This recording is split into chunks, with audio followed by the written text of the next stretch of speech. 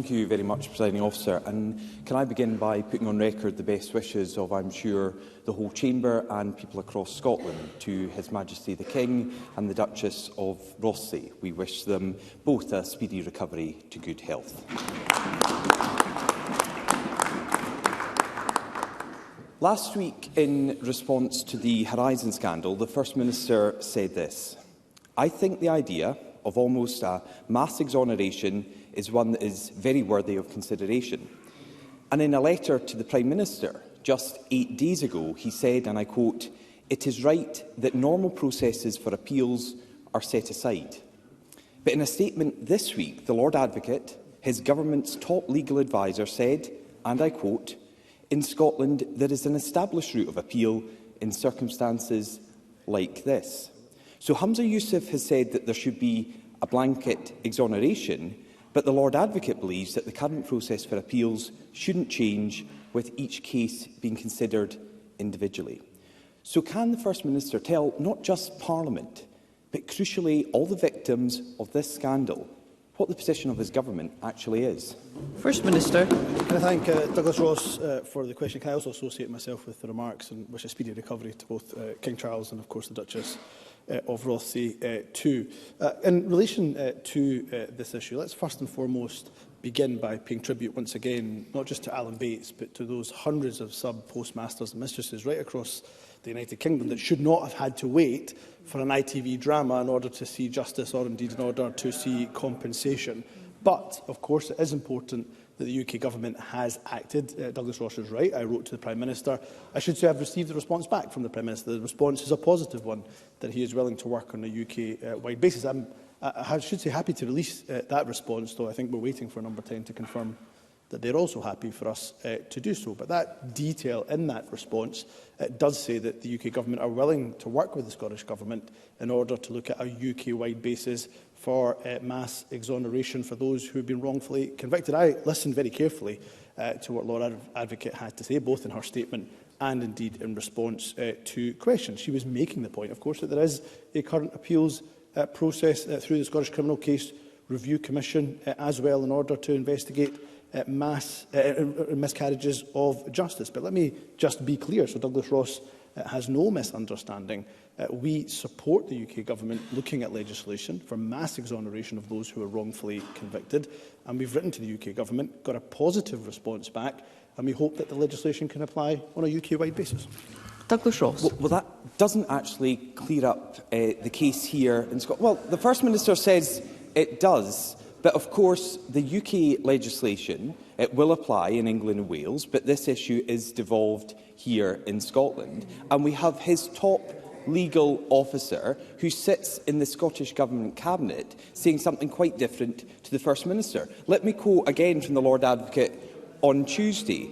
"It's an important process because not every case involving Horizon evidence will be a miscarriage of justice, and each case must be considered carefully." That's the Lord Advocate's current position. So what that is a refusal to change the process and accelerate the system because there may be some guilty people. Surely it's better to accept the tiny possibility that a guilty person will have their conviction overturned than allowing dozens of innocent postmasters to live with the stain of guilt for a minute longer.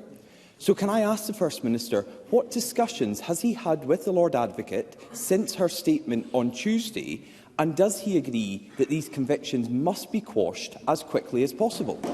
First Minister. The Lord Advocate and I are due to speak again tomorrow, I believe. But what I would say to Douglas Ross is that Lord Advocate, when she was speaking in the Chamber, of course, was speaking as the independent head of prosecutions. That is an important part of her function, which is distinct, of course, to her position when she provides legal advice as a member of this government. It's still my preference, I should say, that there is the UK-wide basis, UK-wide legislation, as UK legislation is applied on a UK-wide basis through an LCM. I think that would be the preferable route. Now, there are complexities to work through there. I think the choice that Douglas Ross is presenting as a binary choice is not the correct one. The best position for all of us is urgently seeing the mass exoneration for those who are wrongfully convicted And of course, for those whose conviction was sound and is sound, nobody wants to see necessarily their conviction overturned and then being able to apply for compensation. So if we can get the best of both worlds, if we can get to that position, that is the best position to get to. And that is why we're willing to work with the UK Government, who presumably also don't want sound convictions overturned if they can avoid that. We will work with the UK Government in that respect. But let's not forget about what we are dealing here. This, I'm afraid, is a scandal that was born in Westminster. This is a post office that is wholly reserved, wholly responsible to UK Government ministers. I accept lied to UK Government ministers. Briefly, First Minister. But UK governments clearly did not interrogate the Post Office strongly enough, and therefore the public inquiry is important, and I would urge the UK Government to make sure they fully cooperate with that public inquiry. Douglas Ross. The Crown Office is wholly devolved here in Scotland. That's why the situation is very different here. The Post Office could not prosecute these individuals here. It was the Crown Office. One of those who was prosecuted was Judith Smith. She pled guilty in 2009 at Selkirk Sheriff Court to a charge of fraud after thousands of pounds disappeared. Judith's lawyer told us that the Crown Office displayed a worrying lack of scepticism at the Post Office's case, particularly as there was no trace of the money anywhere. Judith was even asked if she'd blown it all on a lavish holiday or if she had a gambling problem. Her conviction was finally quashed just last week, but Judith's lawyer said the Crown Office should have launched a review of all past Post Office prosecutions the minute it became aware of the Horizon problem in 2013. They didn't, and it took a further 2 years for prosecutors to dismiss ongoing cases that relied on Horizon evidence. So can the First Minister explain why prosecutions in Scotland continued for 2 more years after the Crown Office became aware of concerns with Horizon? And does the First Minister agree with the Scottish Conservative calls that the Lord Advocate at the time, Frank Mulholland, should come to this Parliament to answer questions on this scandal? First Minister. First of all, can we be clear? What it took was an ITV drama in order to get the UK Government to make sure that they took action, even though they were being told by hundreds of sub-postmasters and mistresses up and down the country that they had been lied to. So let's not forget that is what spurred the UK Government into action, not the pleas and the desperate pleas of sub-postmasters right up and down the country. And let's go back to the point, of course, that the Lord Advocate made, I think very clearly in this chamber, that the Crown was, in her words, I believe, misled and given false reassurances by the UK Post Office, time and time and time again. And I have to say, hearing the harrowing testimonies, including, of course, the one from Judith that Douglas Ross just articulated, there are many institutions that will be answerable for what they did and the action that they took. And I would fully expect, and I'm certain it will be the case, that the Crown Office would also, of course, fully cooperate with the public inquiry underway. In terms of why the Crown chose to prosecute cases post-2013, again, the Lord Advocate laid that out, laid out the fact that, of course, there was guidance to prosecutors in 2013 involving Horizon cases, and, of course, then they stopped prosecuting cases in 2015 that were sufficiently dependent on Horizon data. In terms of Lord Advocate, of course, the current Lord Advocate is responsible and answerable for the Crown. Of course, she has already answered questions about what took place in 2013, and she has already said if MSPs want a further opportunity to question her, then she will make herself available. Douglas Ross. Of course, my question was about one of her predecessors, and I think it is crucial that this Parliament hears from Frank Mulholland, and it would just be interesting to know if the First Minister supports those Scottish Conservative calls. Because all of this matters here in Holyrood because the Crown Office is a devolved institution. The procedure by which these convictions can be quashed will be set by this Government and this Parliament.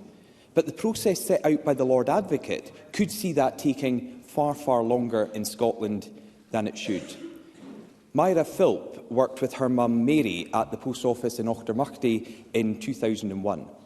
At 7 a.m. one morning, Post Office auditors burst through the door and demanded the keys to the shop. Mary, a former policewoman, was suspended but she immediately suspected Horizon was to blame.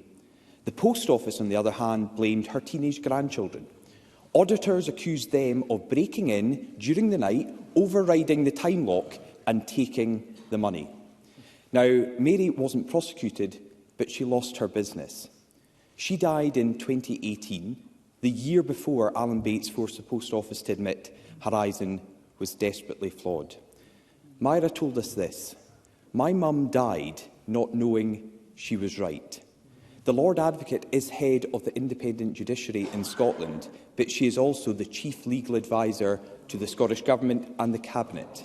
So does the First Minister accept that if we follow the position the Lord Advocate laid out to the Scottish Parliament of her preferred process, it will take far too long for postmasters wrongly convicted, and some could die before their names are cleared? First Minister. Can I give clarity once again, not just to Douglas Ross, but to Mary's family, to all the other sub-postmasters, sub-postmistresses right across Scotland.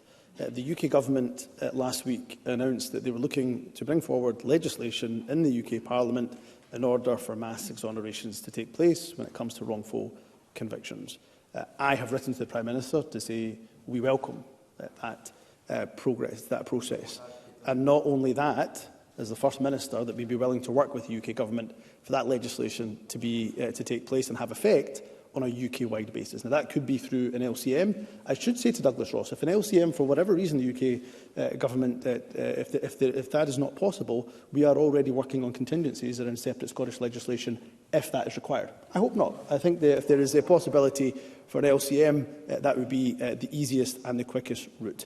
I, as the First Minister of Scotland, will decide what legislative route, of course, is brought forward to this Parliament in order to exonerate those who are wrongfully convicted. Let's say once again that harrowing testimony that Douglas Ross has given in relation to what Mary had to suffer, and no doubt the consequences are still felt by her family. That happened on the UK Government's watch. That happened because of a post office that's wholly reserved to the UK Government.